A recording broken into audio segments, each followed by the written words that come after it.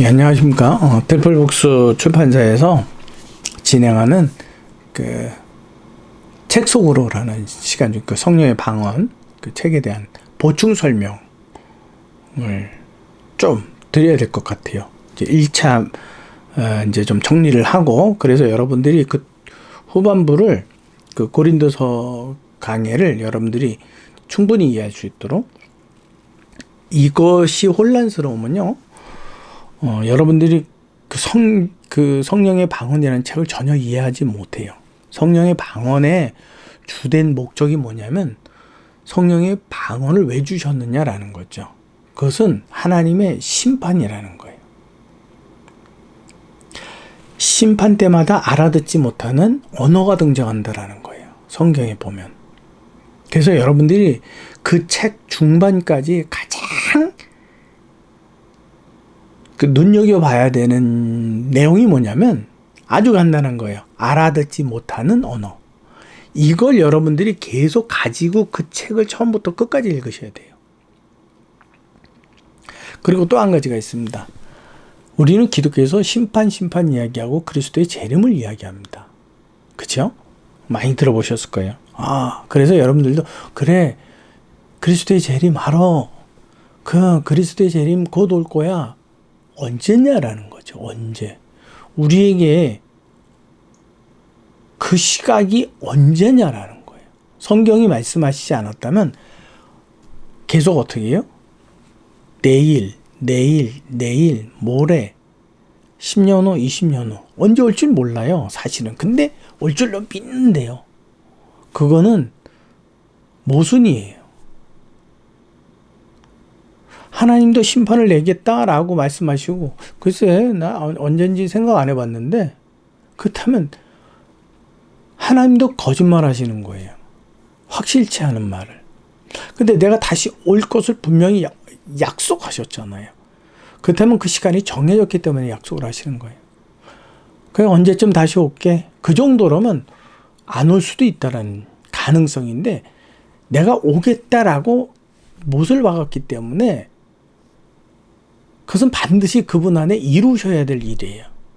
근데 시간을 우리에게 가르쳐 주지 않고, 그래, 언제쯤 갈게. 언젠가 다시 만나겠지.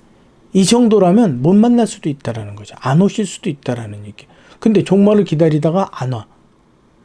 그리스도의 재림이 없어. 그러면 속은 거잖아요. 주님은 그러실 수가 없어요. 내가 가겠다 그랬으면 분명히 가는 시각을 정해주시는 분이에요. 그래서 여러분, 세계 종말 있잖아요. 다미선교 같은 경우는 몇 날 며칠. 주님은 그렇게 말씀하지 않으세요. 자요, 오늘은 보충 설명입니다.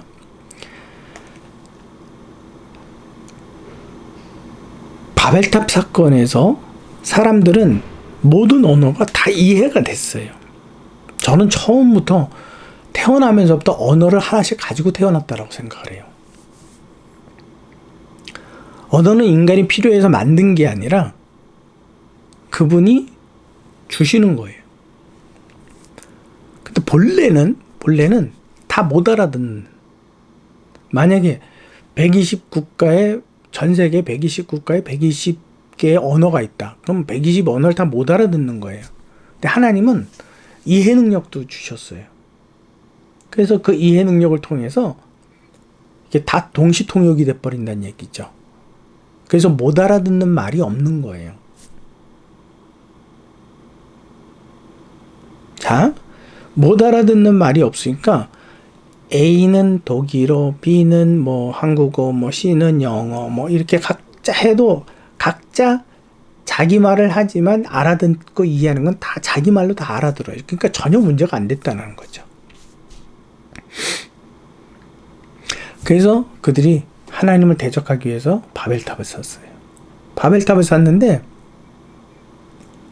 하나님께서 바벨탑을 쌓는 그들을 심판하셨잖아요.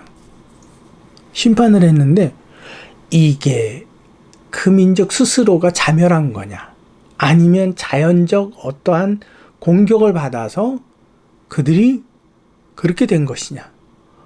뭔가 증명이 나와야 되냐, 증명. 그 증명이 뭐냐면 하나님의 심판 안에 알아듣지 못하는 언어들이 발생을 한다라는 거예요. 이건 무슨 말인지 이해가 되시죠? 지금 우리가 생각하면 방언하니까 지방 사투리로 이해하는데 지금 성경은 그렇게 이야기하지 않고 서로 완전히 알아듣지 못하는 외국어를 두고 이야기하는 거예요. 제가 이 말씀을 드리면 얼마 전에 제가 메일을 받았어요. 메일을 받았는데 지금 당신이 설명하는 게 이해가 안 된다. 성령의 방언을 사서 읽었는데 이해가 안 된다. 너는 이단이냐? 이런 식으로 해서 메일을 받았어요. 그래서 그분에게 이러이러한 내용들입니다 라고 이제 메일을 보냈는데 다시 오지 않더라고요. 좀 안타깝게. 왜냐하면 메일을 보낼 정도로 꽤 궁금해 하신 거거든요. 책의 내용에 대해서. 이해는 안 가는데 궁금해. 왜 이렇게 풀었어? 이거는 네 마음대로 푼 거 아니야? 좀 이런 좀 얘기가 좀 오고 갔으면 좋겠는데 그게 안 되더라고요. 2번 정도 메일을 보내시고 근데 그분 메일을 보면서 제가 무슨 생각을 했냐면 이게 알아듣지 못하는 방언이라고 하니까 지역 사투리 정도로 이해를 하는구나. 그게 아니에요. 완전히 못 알아듣는 거예요. 그런 다음에 이스라엘 백성들이 그래서 그 바벨탑 사건에서 하나님의 심판이라는 증거가 뭐였느냐? 알아듣지 못했다라는 거예요.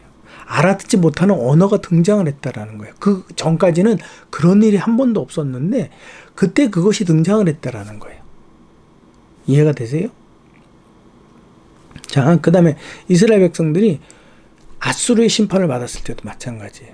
우상을 섬기고 그들이 사마리아가 멸망을 당하죠. 그때도 그들이 알아듣지 못하는 외국어를 사용하는 이방 민족의 침공을 받아서 그들이 망했어요. 멸망당했어요. 그래서 포로로 잡혀가고 그다음에 이주민들을 같이 사마리아에 그 이방 사람들을 사마리아에 강제로 이주를 시켜서 거주하게 하죠. 그래서 나중에 예수님 시대에 그 사마리아 성에 거하는 사람들을 그 정통 유대인들이 인정하지 않는 그런 일들이 이제 섞였다라는 거죠. 이방인들과 더불어서 사는 것에 대해서 섞였다. 북이스라엘이 멸망했을 때 그들의 멸망이 외세의 침략이냐, 그들의 자멸이냐, 아니면 내분이냐, 뭐 여러 가지 이유가 있을 거 아니에요. 하나님의 심판이다. 하나님의 심판이라는 증거가 뭔데? 그게 바로 알아듣지 못하는 언어를 사용하는 이민족. 그게 신명기서에 기록이 되어 있는 말씀이에요.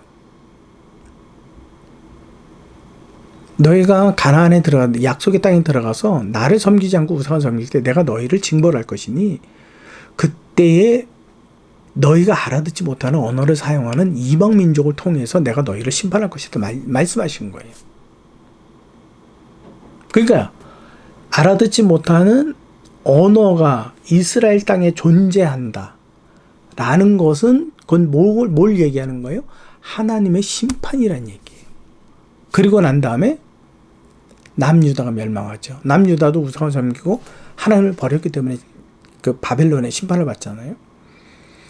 그것도 마찬가지로 알아듣지 못하는 언어를 사용하는 이방민족 바벨론을 통해서 하나님이 만약에 성경에 알아듣지 못하는 언어를 사용하는 그들에 의해서 내가 심판할 것이다 라는 기록이 없다면 그들은 그냥 블레셋에게 전쟁에서 져서 멸망한 거예요. 아수르에게 전쟁 중에 져서 멸망한 거예요. 그건 하나님과 전혀 무관해요. 근데 하나님이 알아듣지 못하는 언어가 있다라는 전제를 주셨거든요. 예언을 주셨단 말이에요. 그렇기 때문에 그들의 멸망은 그냥의 멸망이 아니라 이방 민족의 공격을 받았기 때문에 그냥 멸망한 게 아니라 힘이 연약한 약소국이었기 때문에 멸망한 게 아니라 하나님의 심판으로 멸망을 당했다라는 거예요. 그래서 사도 바울이 고린도 교회에 등장을 하는 알아듣지 못한 사도 바울이 이제 다른 지역으로 갔거든요. 다른 지역으로 가고 나니까 그때서 이제 그 예언의 은사와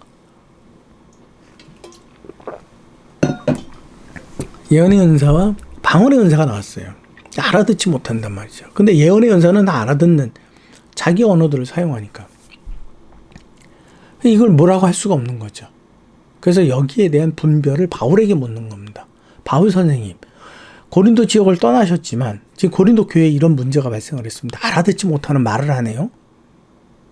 사도행전 사건을 먼저 말씀드려야 되는데 제가 이제 건너뛴 거예요. 알아듣지 못하는 말을 하네요. 어떻게 하는 겁니까? 이들이 만약에 다른 영이 주는 거라면 못하게 해야 되지 않겠습니까? 근데 그 권위가 우리에게는 없습니다. 사도의 권위로 좀 어떻게 분별하고 말씀 좀 해주십시오. 그리고 편지를 보낸 거예요. 그때 바울이 그 신명기서 말씀을 인용을 하는 거죠. 알아듣지 못하는 언어가 있다라는 것은 바로 하나님의 심판이 있다라는 증거다. 그러므로 방언으로 기도하는 것을 금지하지 말고, 너희는 은사에 대한 각각이 가지고 있는 은사의 자랑보다 사랑의 은사를 더욱 사랑해라, 사모해라, 갈망해라, 그렇게 말씀해 주시는 거예요. 바울이 거기에 관한 말씀을 할 때 뭐라고 이야기하느냐면, 알아듣지 못하는 언어가 있어? 그것은 심판이야. 그거를 오늘 우리 세대에 그걸 이해를 해야 되잖아요. 그렇죠? 분명히 우리는 외국어를 못 알아듣습니다. 이해를 못 해요. 근데 지금 AI 컴퓨터와 스마트폰으로 통역을 해줘요. 제가 다른 나라 선교 일을 좀 보고 있는 중에 일이 있었는데 그들이 그 세탁소에서 일이 있었거든요. 물건을 찾다 못 찾아가지고. 근데 그 사람이 핸드폰으로 뭘 막 치더라고요. 설명을 해주는데 이게 도대체 무슨 말인지 못 알아듣겠더라고요. 예, 전산상의 오류가 났다라는 이야기라는 건데 그런 이야기는 이제 제가 못 알아들어서 이게 뭔가 그러는데 딱 보여주는데 한글로 번역이 쫙 돼서 나와요. 차 사고 났을 때도 그렇고. 지금은 그게 제가 그 땅을 떠나올 때 그 나라에서는 벌써 한 3개국 정도의 언어, 일상적인 생활, 여행하기에 편리한, 여행의 필수 용어들을 녹음기를 통해서 내 목소리로 내가 한국말을 하면 그 통역기를 돌리게 되면 그것이 영어로도 나오고 일본어로도 나오고 러시아어로도 나오는 이런 기계들을 팔고 있었어요. 벌써 나오고 있었어요. 그러니까 앞으로 인공지능 컴퓨터와 스마트폰이요, 전 세계의 모든 언어들을 이제 이해할 수 있도록 만들어줘요. 그러면 못 알아듣는 언어가 없이 되는 거예요. 여러분 이 말에 저기 뭐 원주민이 이야기하는 거는 못 알아듣잖아요, 이런 얘기는 빼고 얘기하자는 거예요. 국가로 성립이 되고 언어의 체계가 있는 나라라면 누구든지 그것이 쭉 통역이 되는 거예요. 그렇게 되면 세상에 통역이 되지 않는 언어가 없어요. 즉 못 알아듣는 언어가 없어요. 근데 하나님은 마지막 심판을 하셔야 되잖아요. 그리고 그 마지막 심판이 내가 내린 심판이라는 것이 있어야 되잖아요. 증거가. 그래서 하나님께서는 사도들의 기도 시간 속에 성령의 임재를 통해서 성령의 말하게 하심을 따라서 방언으로 말하는 거예요. 그래서 그 방언은요, 누구도 성령의 도움 없이는 어떤 것으로도 통역이 안 되는 언어예요. 통역이 될 수 없는 언어를 주셔야지, 만약에 통역이 될 수 있는 언어를 주셔서 AI 컴퓨터나 스마트폰이 통역을 한다면 그거는 의미가 없어져 버리는 거예요. 심판의 의미가 심판의 표적이라는, 심판의 증거라는 의미가 없어져 버리는 거예요. 그러니까 그것들이 해낼 수 없는, 그 기계로서 학습으로서 할 수 없는, 오직 성령을 통해서만 이룰 수 있는 하나님의 예증이 필요한 거예요. 그게 바로 성령의 방언입니다. 성령의 방언을 통해서 뭐 귀신을 쫓아내고 뭐하고 자꾸 이런 은사적인 펼침을 생각하는데, 여러분 그거는 잘못된 거예요. 가장 기본적인 요인이 뭐냐? 하나님의 심판의 시각을 알리는 거예요. 그러니까 여러분 보세요. 사도행전 2장 시대에 성령의 방언이 있었어요. 그때 처음으로 성령의 임재를 통해서. 그렇다면 그때부터 매일이 뭐란 얘기예요? 매일이 심판이라는 얘기. 이걸 여러분 이해가 되십니까? 하나님은 여러분들이 생각할 때, 이때쯤 정말로 내려오셨으면 좋겠다, 그런다고 내려오시는 분이에요. 그분은 우리와 상관없이 내려오시는 분이에요. 그래서 신랑이 언제 올지 모르니까 깨어있으라고 이야기하시는 분이에요. 충분히 이해가 되시죠? 그렇기 때문에 내가 반드시 올 거라고 하는 철저한 언약이 바로 성령의 방언이에요. 그리고 내가 언제 올지 모르지. 오늘일지 내일일지. 그러니까 그냥 오늘로 여기고 너의 신앙의 믿음을 충실히 살아. 이게 바로 뭐예요? 성령의 방언이에요. 그래서 우리는 하나님의 종말을 언제로 생각해야 되느냐? 언제로 여겨야 되느냐라는 거예요. 매일. 내게 새날을 주시고 새 생명을 연장해 주셨다면 그의 은혜일 뿐이에요. 종말은 세계적인 종말이 있고 우주적인 종말이 있고요. 그 다음에 개인에게는 개인의 종말이에요. 죽음 더불어서. 그래서 매일같이 잠잘 때, 깰 때, 주여, 주의 심판의 날이 임하는 그날에 내가 주 앞에서 부끄럽지 않도록 나를 붙들어 주옵소서. 그래서 우리는 매일 저녁마다 기도할 때, 혹 내가 믿음 밖에 있었던 일들이 있었는가? 하나님께 아뢰고, 내가 혹 하나님을 인정하지 않았던 순간이 그 날의 시간 속에 있었는가? 회개하고,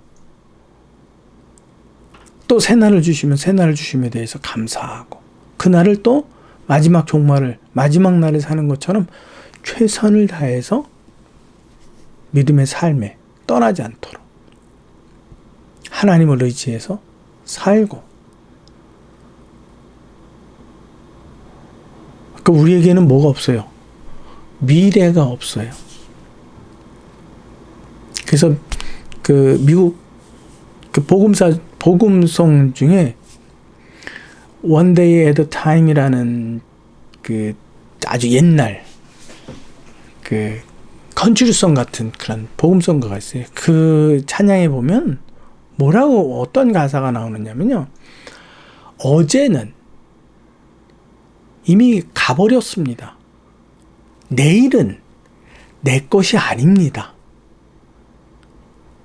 나는 날마다 나를 인도하시는 하나님께 내가 무엇을 해야 되는지 묻겠습니다. 가르쳐 주옵소서. 무슨 말인지 이해가 되세요? 우리에게는 내일이 없어요. 내일은 내 날이라고 보장받은 적 없어요. 그러니까 여러분, 성령의 방언이라는 책을 읽으시면서 여러분들이 주의를 기울여야 되는 게, 이러한 요점을 가지고 쓴 거구나. 근데 그거를 제가 쭉 느려 쓰다 보니까 읽으면서 좀 핵심이 뭐냐? 저에게 메일 주셨던 분이 어떻게 고넬료에 관한 방언을 성령이 주는 방언이라고 그렇게 단정 지을 수 있느냐?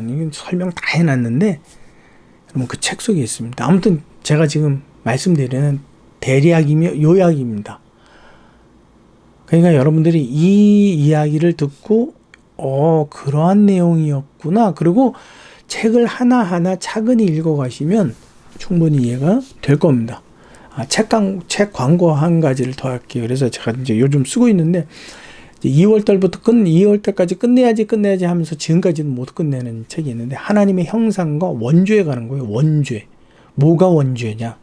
우리는 회개하잖아요. 뭐가 죄인데? 근데 그걸 지금 너무 착각하고 있는 것 같아서 거기에 대해서 지금 또 책을 쓰고 있습니다. 그 책도 이제 출판이 되고 나면 강의를 통해서 차근히 하나씩. 그래서 요번에 쓰는 책은 성경 구절을 굉장히 많이 집어넣었어요. 왜냐면 여러분, 성경 구절만 쓰면 찾아서 읽는 분 없잖아요. 저도 안 읽는데, 다른 사람이 쓴 책에서, 신앙서적에서 그 성경 구절이 나오면 저도 안 찾아 읽는데, 그렇죠? 그래서 그냥 여러분들 읽으라 그래서 쓰는 내용은 사실 얼마 안 돼요. 찾는 성경 구절이 더 많아요. 그걸 한 2번 정도, 최소한 3번 정도 여러분이 차근히, 그러니까 처음에 읽을 때는 그 성경 구절은 별로 이렇게 신경 쓰지 마시고 내용으로만 쭉 한번 읽고, 두 번째 읽을 때는 이런 내용에 이러한 성경 구절이 적용이 될 수 있는 거였구나. 여러분들이 그걸 생각하시면서 읽으시면 좋겠습니다. 아마 최선도 9월 전에는 꼭 내야 되겠다 지금 결단은 하고 지금까지 거의 6개월이 넘도록 미루고 있는데, 그 책도 기대해 주시고, 그러면 여러분들께 또 신앙 안에서, 믿음 안에서 참으로 도움되는 방송과 또 출판사의 역할을 하도록 하겠습니다. 여러분, 성령의 방언 혹 읽으시다가 조금 좀 이해가 안 돼요 라는 부분이 있다면 여러분 연락을 주십시오. 그리고 저는 그분이 근데 이게 신학적인 근거가 부족하다, 신학적 근거가 부족하다라고 저의 그 책에 5점을 집어주셨어요. 맞습니다. 저는 신학적인 근거는 부족합니다. 저는 성경적인 근거를 댈 뿐입니다. 그걸 여러분이 꼭 이해하시기 바랍니다. 이것이 신학적이냐? 아니에요. 개인 생각이라고 여러분들이 여기셔도 괜찮습니다. 저는 그냥 성경의 본문의 이해를 가지고 이것을 성령의 방언과 하나님의 형상과 원죄에 관해서 쓰고 있으니까, 이 사람은 신학적인 기준을 가지고 이야기하는 게 아니고 성경의 본문을 두고 이야기하는 거구나, 이해해 주셨으면 좋겠습니다. 아무튼 그 내용이 복잡했지만 시간도 길었지만 끝까지 들어주신 감사드리며, 지금까지 들풀 북수 출판사에서 전해드리는 책 속으로 성령의 방언에 관한 요약과 또 내용 정리 전해드렸습니다. 다음 시간에 또 그 본문, 책 본문을 가지고 같이 하나씩 이제 나가도록 하겠습니다. 수고하셨습니다.